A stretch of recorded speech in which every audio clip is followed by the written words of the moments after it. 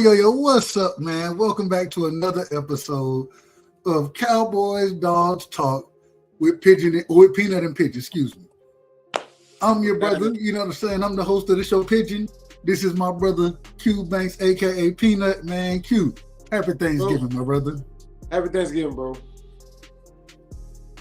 Couldn't have been a better Thanksgiving, in my personal opinion.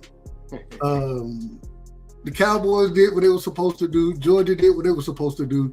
Yeah. We find out that Texas A&M ain't really that, and so now we end up in position to play Alabama again for SEC in the SEC championship. Yeah. Before we get there, we had two games that we done missed. And I want to talk about these two games. We beat Charlotte 35-3. Is there anything that stood out in that game? We were supposed to smoke their boots anyway, so.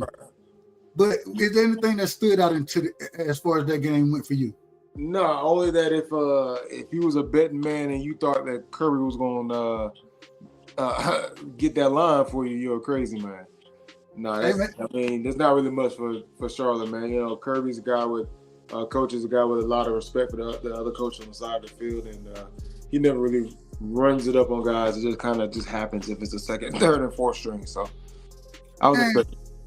It was interesting, you know. We saw what's my boy name?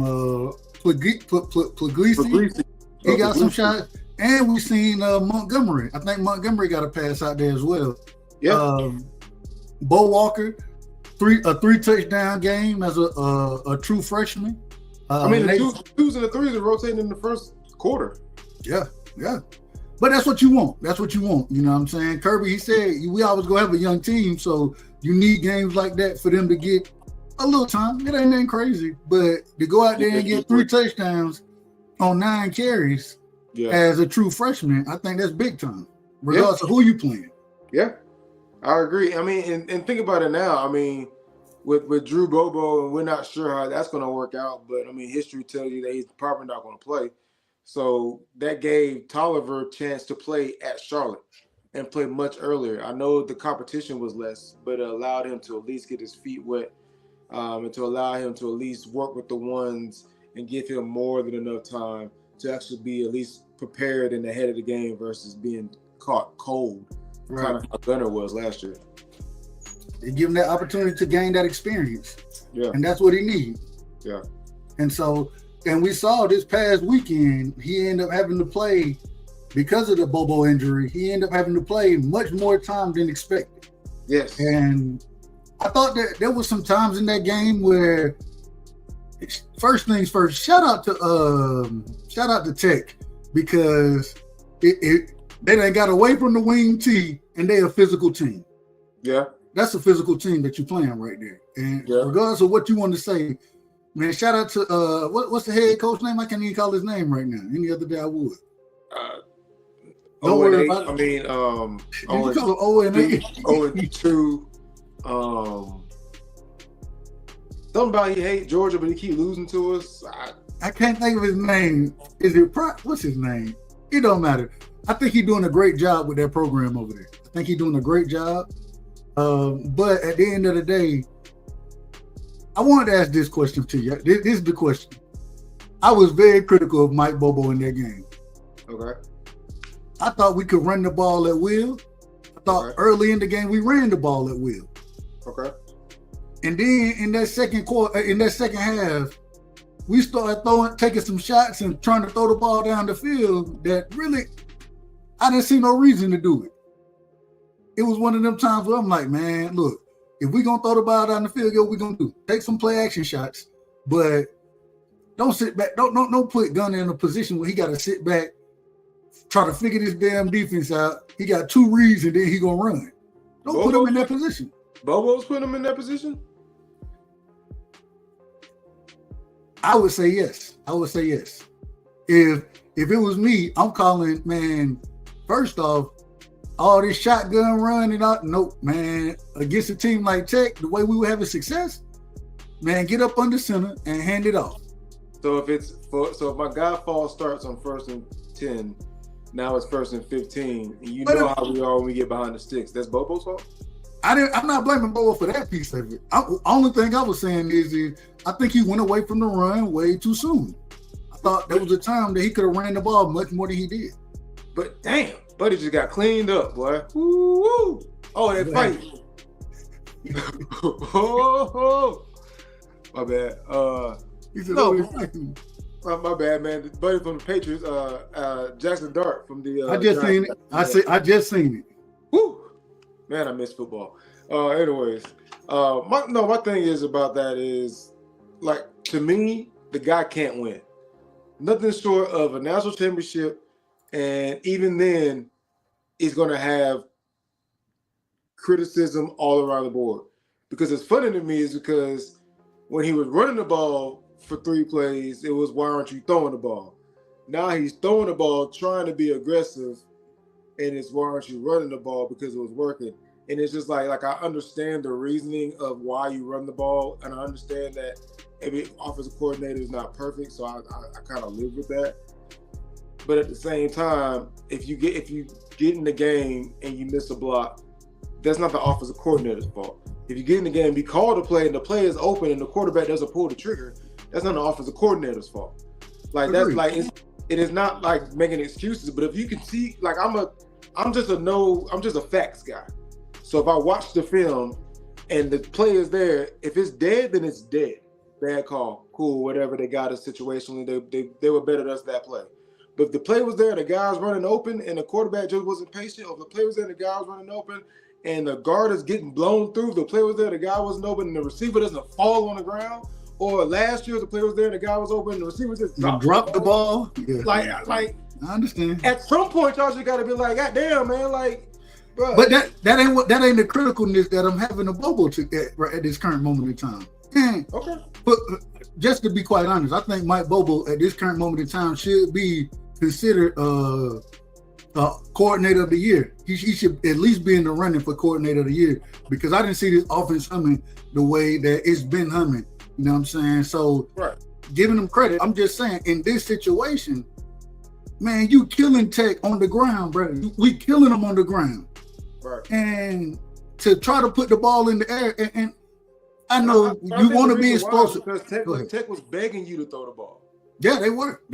Tech was like, I'm putting 11 in the box. I dare you to throw it. You ain't going to do it. I dare you. But at the same time, crazy enough to be like, okay. Okay, now you going to try me. But at the same time, my thing, even with 11 in the box, we still getting 4 yards a clip. Man, I don't disagree. Keep me on schedule. Just keep me on schedule. I just know that they hunt explosives, man. And I know that that's Kirby's thing, is to run the ball and then explosives. Like, he just keeps saying it. Like, at some point, we got to take the man for his word. He's going to run the ball. He's going to hunt explosives.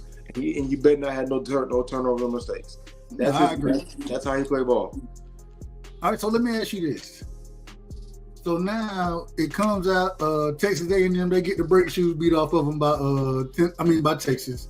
Mm-hmm. And now Georgia falls into the SEC championship game against Alabama. Right. Now, I'm going to just be honest, Q. I was hoping and I was rooting for Alabama against Auburn, because I feel like we can whoop them.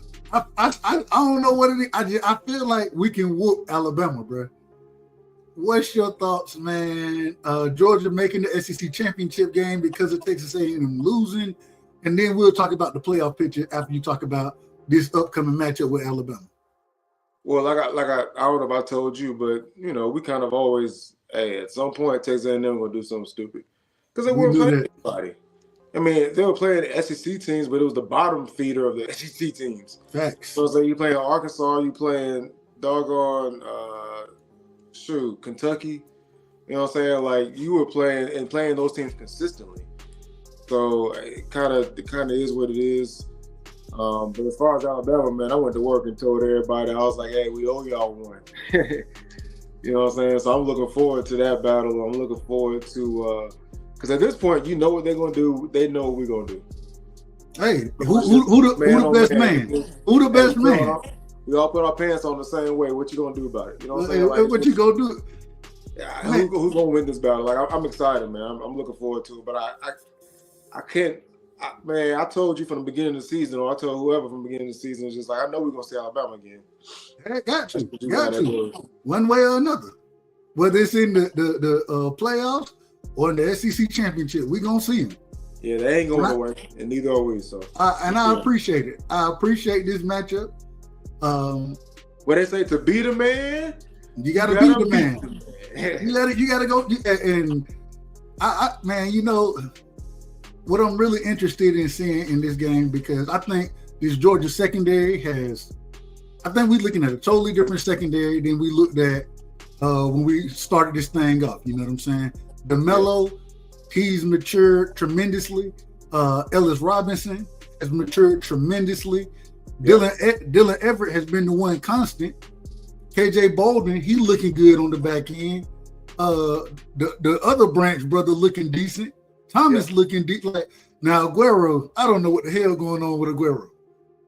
He's having his moments. It's almost like he's he's in a position to where you can play 95% good, and that 5% is going to just stick out to everybody. I mean, that's a fact. That's a fact. You know what I'm saying? It comes with the territory, almost being safety or DB. And he playing the hardest. He playing that star position right now. Playing that star where they're hunting you, man. Like you got to be able to tackle well. You got to be able to do it all to play that stressed position. Out. He's my boy stressed out. Hey man, college football playoff outlook, man. Now that Georgia is in the SEC championship game, we seen it hurt teams, right, to lose in the SEC championship, and they kind of lose seeding, those type of things. I don't think it should happen, but they don't give a damn what I think anyway, so that don't mean nothing. Just where you see Georgia lining up as far as college playoff football rankings, do you think Georgia gets a bye? Do you think they get a first home game? How you see it lining up? Man, I'm not even gonna lie to you, bro. I'm not sure how this doggone bracket stuff work, man. Like it's very confusing to me. I know I guess we win, we get an automatic bid, but then also like even if we lose, well, I guess we will be the second. Bro, I don't know how it works because of just how close the number 1 and number 2 position is. But I also don't know how the brackets work, and it kind of confuses me. So I've been waiting to see what happens on Tuesday and see where they put us, and just go from there, man. Because I'm not sure if we're gonna get a home bye, or can you explain it to me? So if this is how I look at it, because we in the SEC championship game, we're a 1-loss team, right? Right. We in the playoffs regardless. Right. If we win the SEC championship, then that probably puts us at number 2 behind Ohio State, and we'll play it from there. If we lose, then we'll probably be like a number 5 seed or something like that. Mm-hmm. And then, or at least one of the top seeds in the first round that hosts a playoff game at home. So okay. I think we play the next week. Exactly. I think at worst we host a playoff game, but I think we beat the brake shoes off Alabama. I'm just telling you that just was. I think we beat the brake shoes off Alabama. No, we 0-1, man. I mean, quite honestly, we 0-1, and it's gonna be a good week. Hey man, real quick, I want to talk about Gunnar Stockton just a little bit. Gunnar didn't look great in the Tech game, right? Right. Bad interception. He looked well when he was running the ball, you know, the quarterback runs, those type of things. Had a great touchdown pass to a Branch, but he didn't really look great, in my personal opinion. Okay. Do you think that could be something that we need to look out for now that we're moving into championship week? No, man, he spent too much time with damn Marty. I think it'll be all right, man. I mean, I think he's been playing really good ball lately, and I think that Tech dared him to do some things that he hasn't had to do lately, and I think he just had an off game. It wasn't like he wasn't looking in the right positions or the right spots. I just think he had an off game, and I think that the way that Gunner's played this whole season, I think that he's one guy we should at least give him some grace to think that he's going to correct his mistakes and come back better. So we'll see how it goes. The running game, it seemed like I don't know what exactly happened, but Josh McCrary now he's the number 2 back. You know what I'm saying? Yeah, I don't know what happened to Chauncey Bowens, man. Like he started and then he got hurt, and now he's not playing. I'm hoping that it was just Kirby didn't think we needed him. Kirby said he was banged up, but he could have went. But he says that about everybody. He said either you got to handle it. What you want me to do? What you want me to do? You told me earlier what you said. We gonna take him at his word, right? That's what you told me. Okay. You told me that. You're right. So Touche, my brother. I'm just telling you what Kirby said. This is what he said. Okay. But looking at it, it seemed like Josh McCrary now he's starting to get Josh McCray, excuse me. He's starting to get that second load. But Nate Frazier, 16 carries, 108 yards. 6.8 yards a carry, no touchdowns. But man, talk to me about Nate Frazier. What do you see from this young man? He used to be much more of an elusive guy. Look like added a little weight. He'll drop his shoulder on you now. It's incredible to watch. Go ahead. Yeah, he's a tough, hard-nosed runner, man. He's not really trying to make you miss to kind of set the tone. You actually wouldn't even think that from a guy that size. But he's trying to make sure that he sets the tone so he can set you up later, and he's still got the speed to get out of there. So I mean, I don't really have no problem with Nate as long as he holds on to the ball, make sure he picks up those passing block, when he's blocking. But I think that Chauncey's our home run hitter, so I'm hoping that he's healthy. I think the combination of those two is a difference maker. I think McCray having him as the third back, as your short yardage back, is huge because now you don't know where to go. So yeah, I think we just need all three of them healthy, honestly. Okay. Last but not least, man, this defense is rounding off. It's starting to catch its foot. Yeah. We saw some big plays given up early in the season. It seemed like that secondary they starting to lock down. The linebackers, whether it's Allen, Wilson, Cole, Johnson. Hell, it seemed like every time you look around, there's another one that's out there making plays. Yeah, that's what it seemed like. Yeah, and they recruit the Georgia. We recruit the linebacker position well. Very well. Also, though, we're starting to see more pass rush from that the offensive line. You know what I'm saying? Really, in more of a odd man front. The 3-4 maybe with two backers coming off the edge. Something more like that is what we kind of play. But man, give me your assessment of what we're starting to see from this defense. I think Gabe has really stepped up big, man. I think that he's playing tough.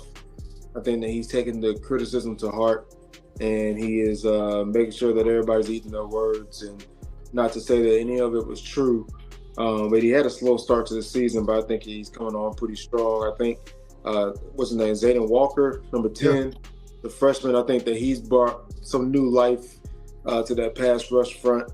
And I think the competition has really been a good thing, because that's one thing that we haven't really, in my opinion, had in the last couple of years, is just a lot of competition, because the guys came in together, they're older guys, and they're used to being the guy, you know what I'm saying? There's no slight on the last D-line that we had, Stackhouse and, Brinson and some of those guys, but they've been there for so long, it's like hearing the same message over and over. So I think it's good to have the younger that you can get, and the more you can push those guys, and the fact that you're pushing somebody that's only a year older than you, it's just a beautiful thing, man. So I think that 33, say his name for me.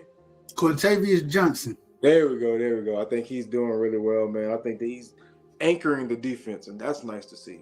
Because everybody wants to be a speed guy. Everybody wants to rush the quarterback. He just physical. Don't nobody want to sit down and anchor the defense. You know what I'm saying? Don't nobody want to keep the running back from turning the corner, man. So he's done a really good job.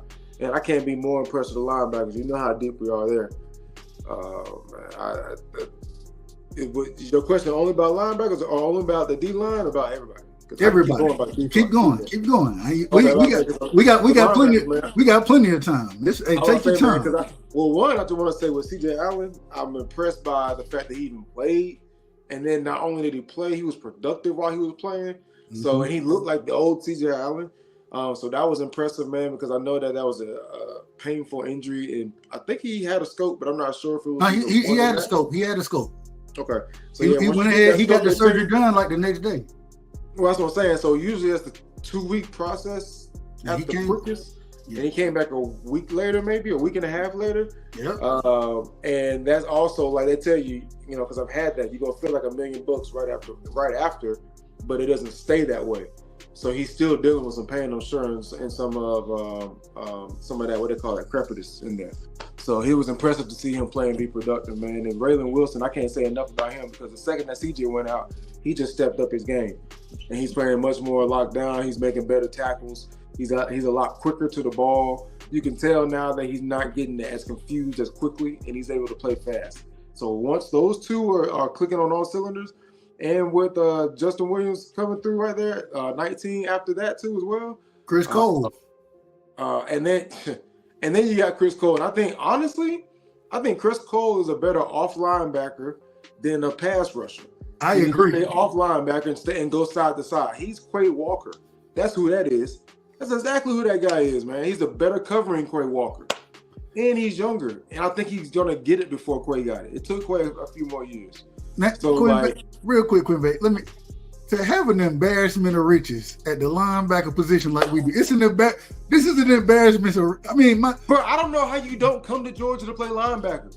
These guys, I don't get it. Any of these guys that we didn't talk about can go start for any Power 5 program at this current moment in time. You name the program, they can go play there right now. And they all go into the league, every single one of them. And the other thing, they don't have the wear and tear because they learn the game, right? But they rotate. You keep it, hey, we finna get all y'all out here working. We gonna get all y'all. And then when you go to the league, you can have it even better. You ain't gotta worry about having these injuries and these type of things because you ain't man. You're fresh. You're fresh. And that's one thing that I am proud of because on the defensive side, we've had to play a lot of young guys, but it's not because of like injury. We're playing a lot of young guys because we just young better than some of the older guys. You know what I'm saying? Like they're just that good. So I mean, I can't complain, man. I think that the only thing that we're really missing is another lockdown strong safety. But from what we've gotten so far, where we started, I've been impressed from the defensive standpoint as a whole. I think the safety position is fine. I think it's fine. I think he can get better. I think that 20 sometimes keeps getting hit on those over. Thomas. Yeah, over. But then when they make it go vertical, I think he's gotten hit on that. The Tennessee game, he got hit on that. I want to say Ole Miss in the Tech game, but neither one of those were completed or the Tech game wasn't thrown. Hey, but you know what's so bad? In the Tech game, right? I think KJ Bolden, I think that's our best safety, right? I think we will agree there. Yeah. In that Tech game, for some type of reason, he keyed on that damn running back. And I'm thinking to myself, I'm like, bro, if you just backpedal, you got to pick. It don't matter. You can split the two, and you athletic enough to get there for a pick. Right. But you coming downhill when you got two linebackers already covering that. Two. Yeah. I'm like, man, we need a little more discipline.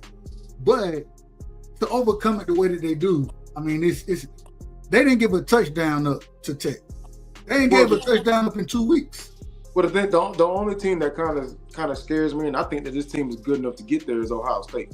I agree.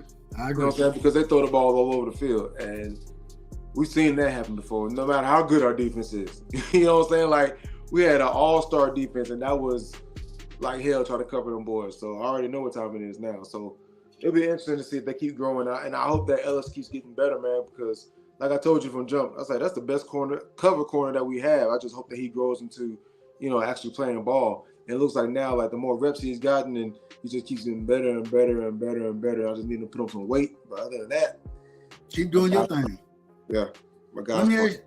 And before we move to the NFL, I want to ask this. So Lane Kiffin leaving Ole Miss. Ole Miss seems to be a playoff team. He's leaving them, going to LSU. Ole Miss, they said or I don't know, whoever hired him, the athletic director, I guess, was like, "Nah, we're not gonna let you coach this. We're not gonna let you coach the team in the playoffs." So Right. I don't know if he could have did it, but we have signing day coming up starting this Wednesday. This week right here, it's a bye week for everybody technically, right? Right.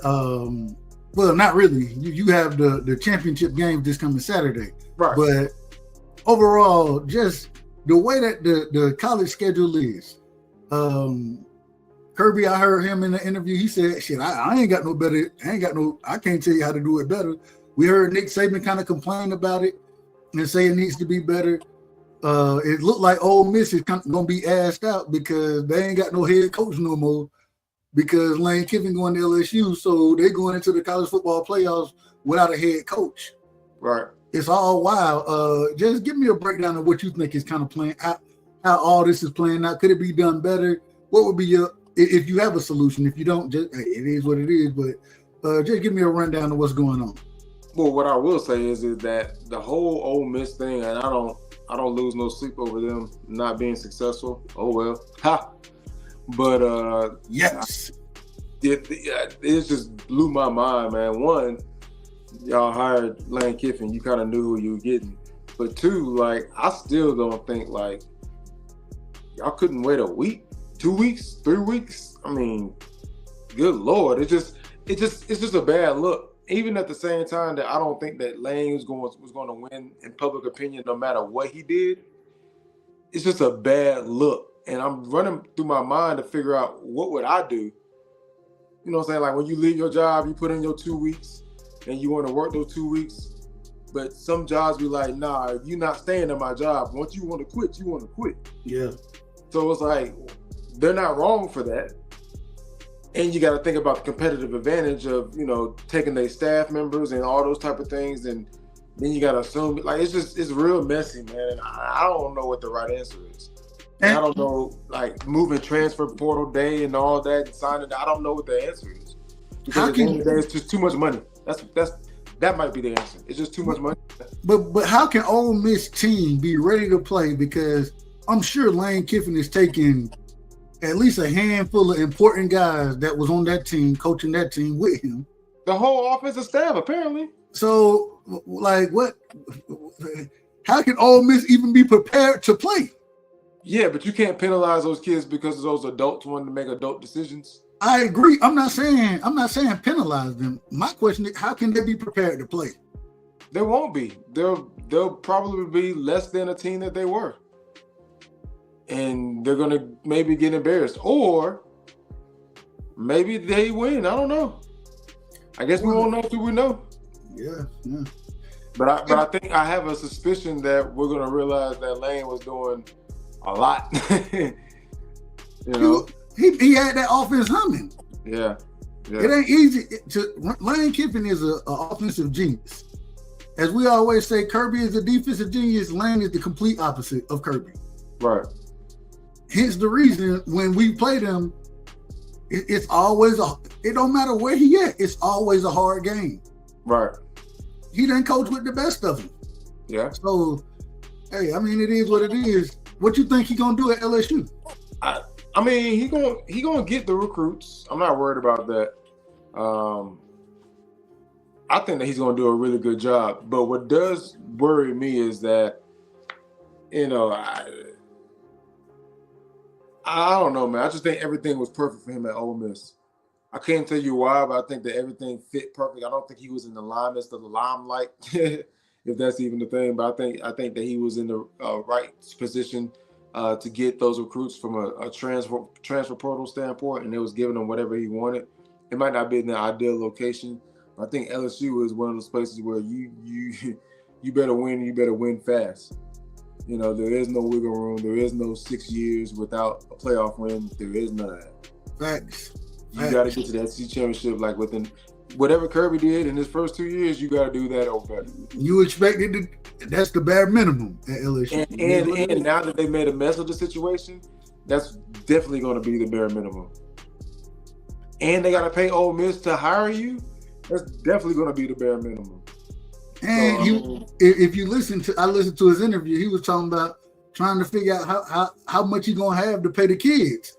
And I'm thinking to myself, I'm like, bro, and you changing what 3 days before the signing day, the early signing day. Man, there's some wild stuff going on. It's wild. Hey, I guess it's nice to be them, man. It ain't easy being greasy, baby. It ain't easy being greasy, man. All right, man.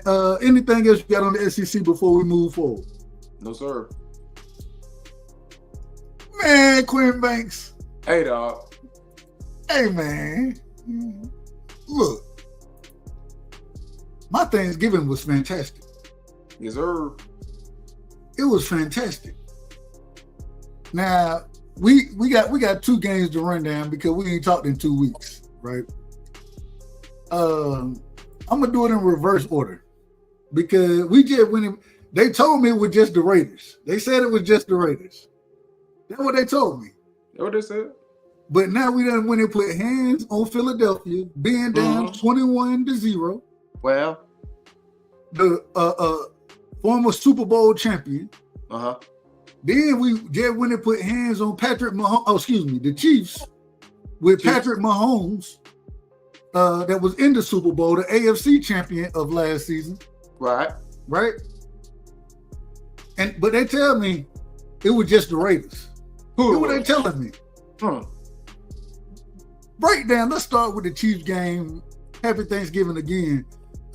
Man, what did you see in that game? What stood out to you, man? Break that game down for me if you don't mind. Bro, I saw a team that was hungry, man. I saw a team that was determined. And I saw George Pickens. That's who I saw. The slant demon. The slant merchant. Mr. You can't cover me in a paper bag. Mr. I wear the shiesty in 90-degree weather. Mr. Who that? That George Pickens. Bro, I'm just, man, to see these boys getting better and better, and then to see us we actually have a defense, bro. Like, you know who I'm really impressed with also? Man, I got to give Brian Schottenheimer his damn credit. He is looking like a younger Jimmy Johnson by the freaking day. And it's like an attitude adjustment. And you know who else I got to give some credit to? Jerry Bleeping Jones and Stephen Bleeping Jones for getting the hell out of the way. We talking about tendonism. Get out the way. We talking about tendonism. You want to do your radio shows, fine, but let the coaches coach and the players play. I don't want to go too overboard because it's just 2 games. We're what? 5-6-1? Or we 6-6? No, we 6-5-1. 6-5-1. Okay. Yeah, I don't want to go too overboard because we are good to take that win and lose the next 4. well, hold on. Okay, so look. I want to start with this Chiefs game, right? Okay. You know what I love the most about this Chiefs game? What's that? The defense played okay, right? Patrick Mahomes, this man still was 23 for 34, 261 yards and 4 touchdowns. Yeah. He was still out there now. He was still out there. You were being Patrick Mahomes, right? Right.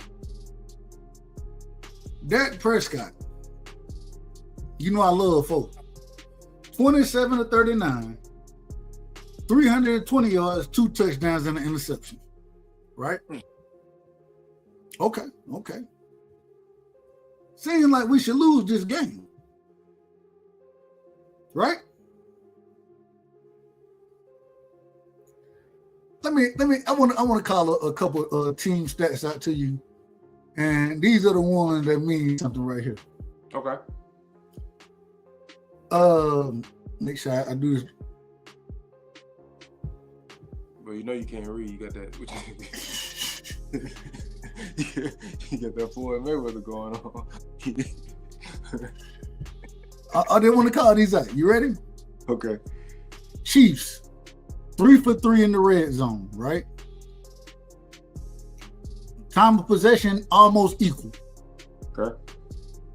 Chiefs, no interceptions, no fumble losses. Now this is a big one. Penalties.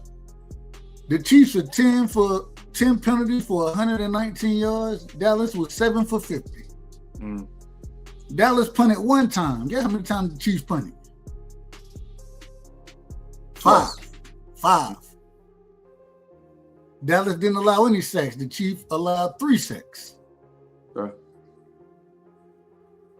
Now this is where it get crazy. I don't know how this works. The Chiefs were they were 3 for 3 on 4th down and 5 for 13 on 3rd. We were 9 for 16 on 3rd and 1 for 1 on 4th. We had 23 first down. They had 19. Okay. Rushing yards. They had 119. We had 137. Passing. They had 243. We had 320. How we won that game? How we won that game? Situation, man. Talk to me. Because we better at situational football. Yep.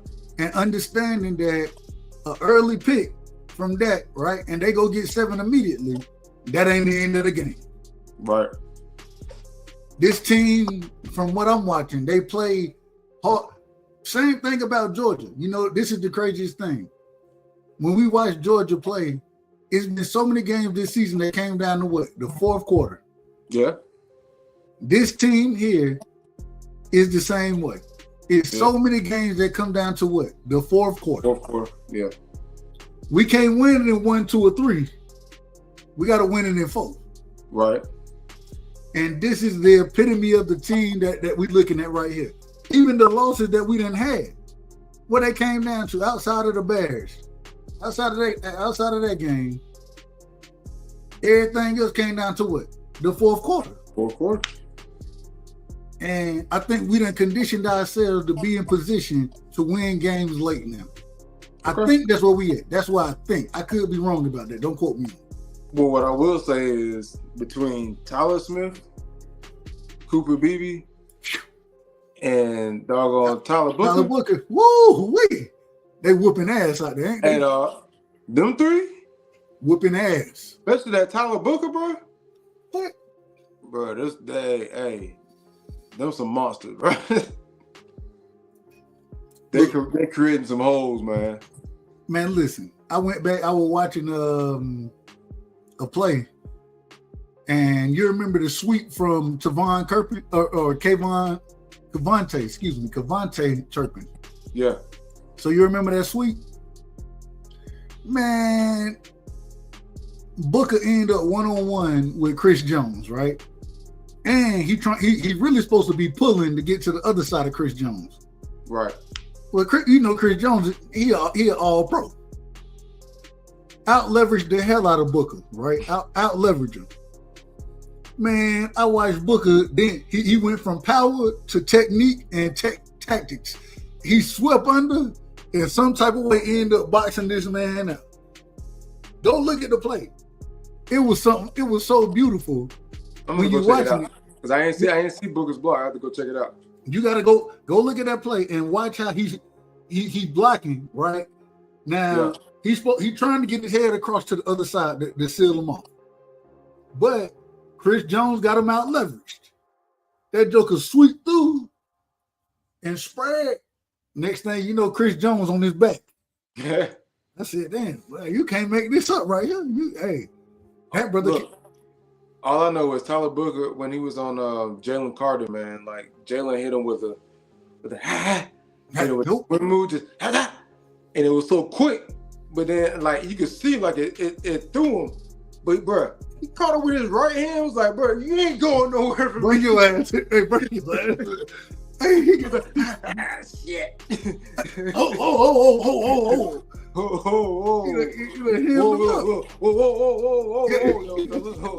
young fella. But no, that's the power that he played with. Right. Now imagine his power is there. His technique ain't there at all yet, really, in my opinion. Right. I think he can grow on technique. Yeah. Imagine, and then he ain't had no real off-season lifting. He ain't had the peanut butter put on him. He just got a mean streak to him, man. Him and Tyler Smith. And Cooper Beebe. Yeah. And what I love about Cooper is he quiet, man. You don't hear nothing. Like when my center's quiet and I don't have to hear his name all the time, that's Travis Frederick. That's some good center play, man. Mm-hmm. That's a Hall of Fame type center play. Like just you do your job and get everybody lined up right. You remember, Q, there was a time where we'll sit here, we'll talk about the Cowboys, and me and you, we'd be like, man, we ain't got no damn chance, bro. We can't get the running game started to save our life. We got what's his name? Joseph Randall. We got this man at running back right now. We got Joseph Randall at running back. Yeah, don't even bring up them days, man. Them days was tough, man. When them Doug Free days, them doggone who was the left tackle that we drafted? Was that Chaz Green? Chaz Green, sorry ass. And we took him in the 3rd round from Florida. Bro, I ain't never that man was so garbage. You think Taco's pick was bad? Chaz was a bad pick, bro. But my thing is this. It looked like this Cowboys team can go out there and at the drop of and I don't mean this literally, but shit, we can grind you out for 120 yards, at least on the ground. We can grind you out for that. The only thing I want us to fix is to not get too pass happy, especially in the red zone. Like coaches kill me trying to pass in the red zone, man. It is so hard to throw the ball in the red zone because once you get to 10, once you get to the 15, the 10, the 7, bro, I'm gonna tell my DB, put your heels on the front of that end zone and don't move. And if you back up into the end zone, guess what? They're gonna throw a spot route right in front of you. George Pickens, he's gonna stop. And they're gonna throw you the ball. They're gonna throw the ball right there, touchdown. Do not move. Make them throw the ball through you. It's so hard to play offense when it's 20 yards and there's nowhere for me to guard it. Like I don't have nowhere to run. I'm the fastest person ever now. I ain't gotta guard nobody now. All I got is where's he at? You can't throw it through me. So I just run the ball, man. Run the ball. Kirby Smart said it the best, in my opinion. The other week he said, man, when you get down in some of these, in some of these areas, it ain't space to throw the ball. Sometimes you got to run through somebody's damn face mask. Yep. That's what you got to do. Over and over and over. And and get what he said. And we committed to the run here at Georgia. We committed to it. Yeah, it is. I think that, man, there are times when I look at Shotty, I watched on 1st and goal from the 8, you hand the ball off and get 6 yards.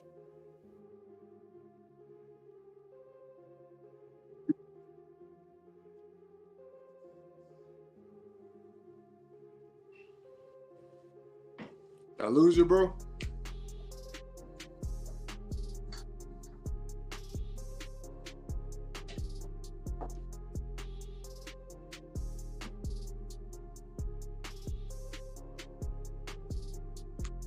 I think I lost you, man.